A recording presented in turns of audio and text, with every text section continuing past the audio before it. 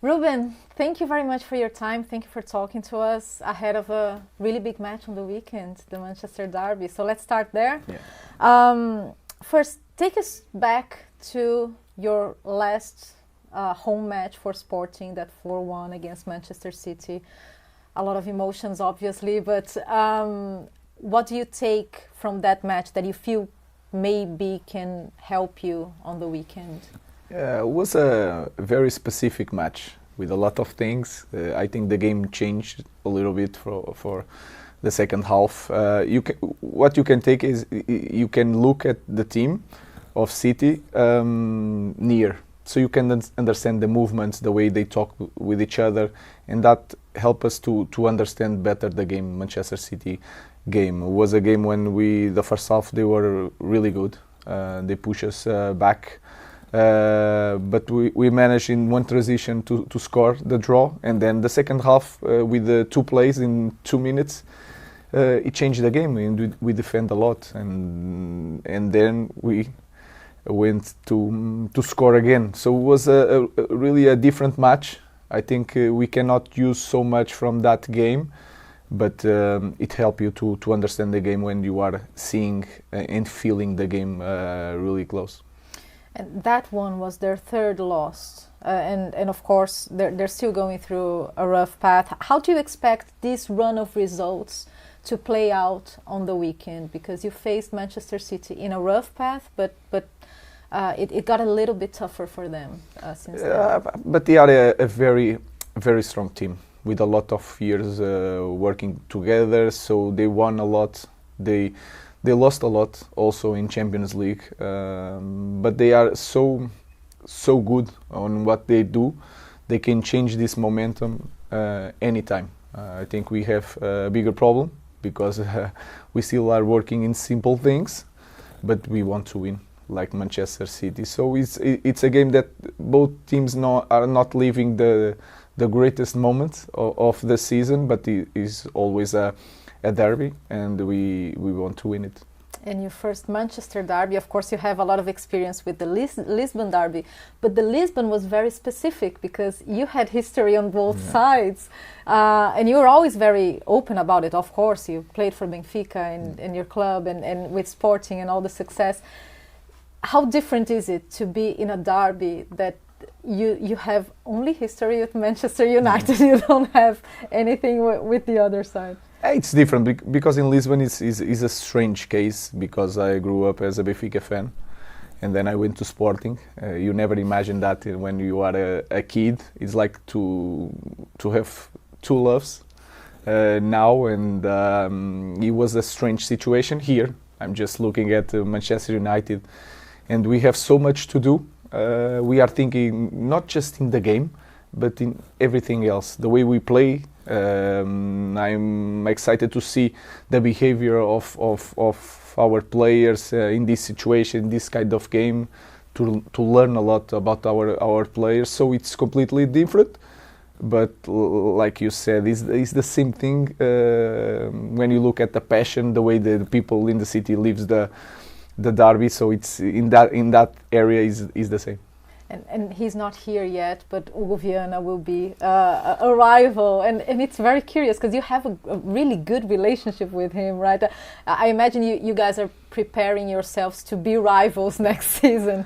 Yeah, it's on the field because it's impossible to be a rival outside the pitch with Hugo Viana because he was so important in my life. I think he one of responsible for me to be here in Manchester United, the way he helped me, support me in really hard moments in Sporting. So I think it will be fun, but he knows that I want to win. He will not talk to me during the game, after the game and before the game, but then in the next day we will be friends as always. Even now, even this weekend, it's already on. Yeah. We already faced with Sporting. We already faced Manchester City with Hugo Viana already, almost working for City. But here is different. We understand that, and we can respect that for a few days.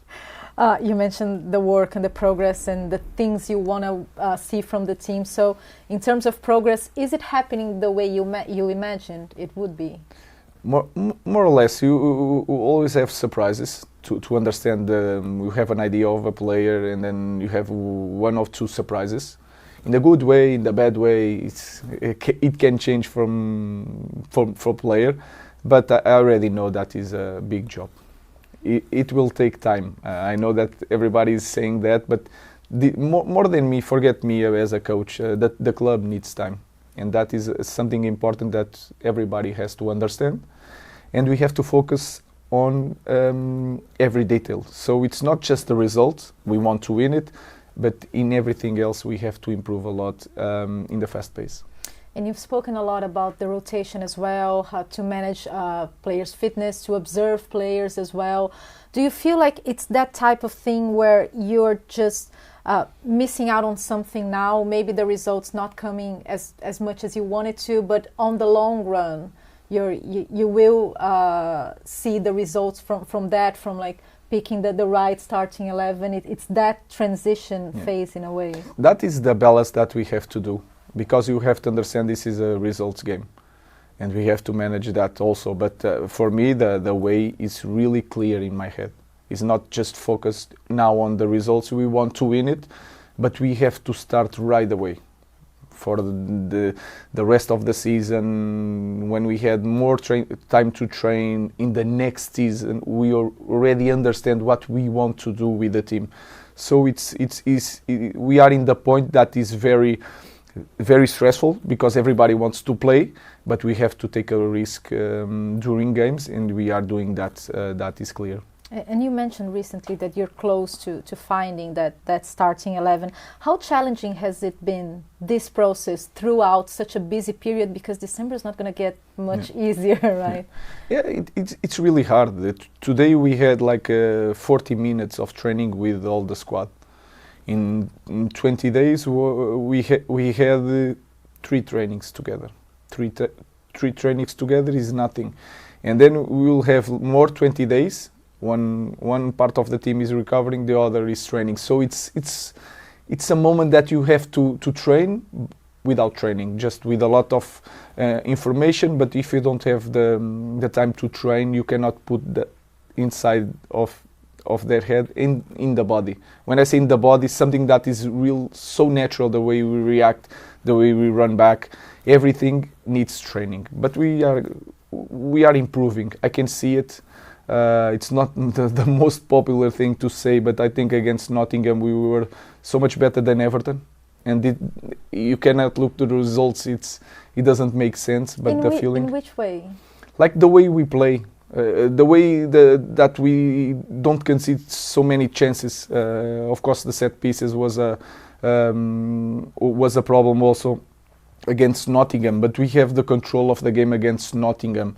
We were better when creating chances. We didn't allow Nottingham create so many chances in the first half as, for example, Everton. But sometimes the results tells a different story, and we have to be very clear on which way we want to look: just the performance or just the results. So we are trying to manage everything. And the players, they always say how great of a communicator you are in terms of letting them know your ideas. This, I imagine, is very handy in a period where you don't have much time to train. How much have you been relying on that, on these communication skills with them? I try to be very, very simple. I think that is the way that we should work now. Very simple, very direct, not overthinking, not overcomplicated. If we do that, we are going to lose a lot of things. So very simple things. Sometimes you want to do more. Sometimes you see things in the game that you want to work, but you know that you will have a totally different game, so you will not address what you should address. You are thinking in the next game, so it's a really hard balance. But we are learning also. All the staff, all the players, we are learning to cope with this moment. In the future it will be easier. How different has it been, this process of getting to know the players compared to Portugal? Because here you have players from all over the world. I imagine different backgrounds compared to what you have in Portugal. So how different has it been? Yeah, this is something that you can understand. Everything in the cultures change.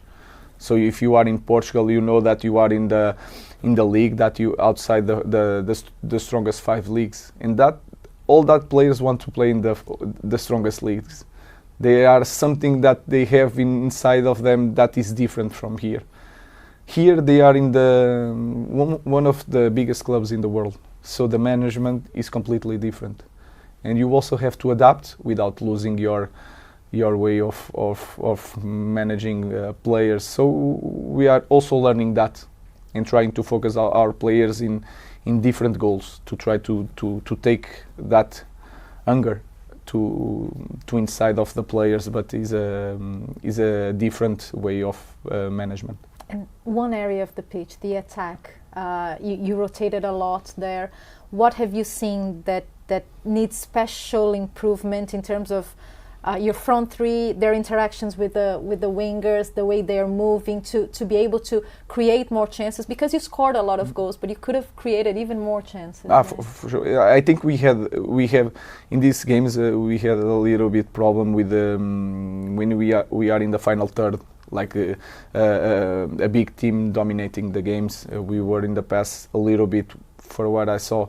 We are more dangerous in transition. Even now, we had 73% of possession, but the big chances was from transition. So that is a team that passes a lot of time doing transitions and not established in the final third.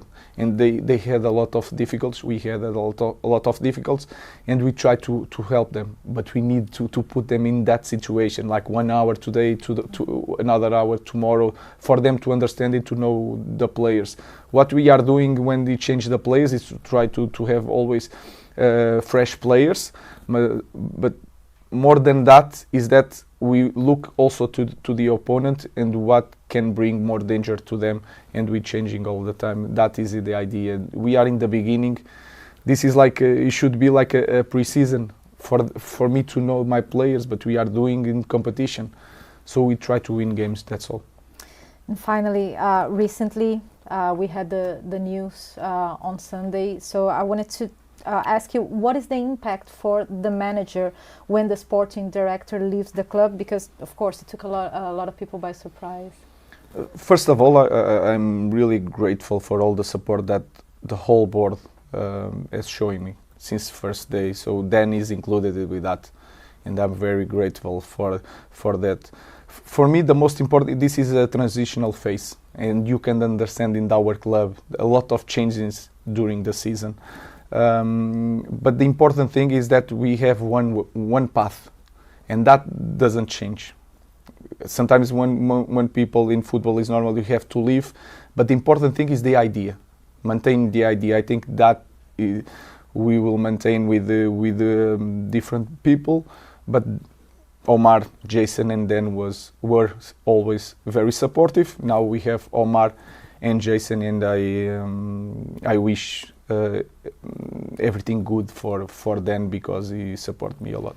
Yeah, because a lot of fans got really confused with the news. So it doesn't affect the plan, the talks you had, and the talks you have with them in terms of ideas and the concept of the club and the plan you guys have. No, because this is an idea of one club. It's not an idea of one people or one person. So we have the same path. The board is in charge of above me. I'm in charge of the pitch, so everybody's doing their job. But the important thing is that the path is really clear for everybody, and that, for me, is the key of success. Good luck on Sunday. Thank you very much.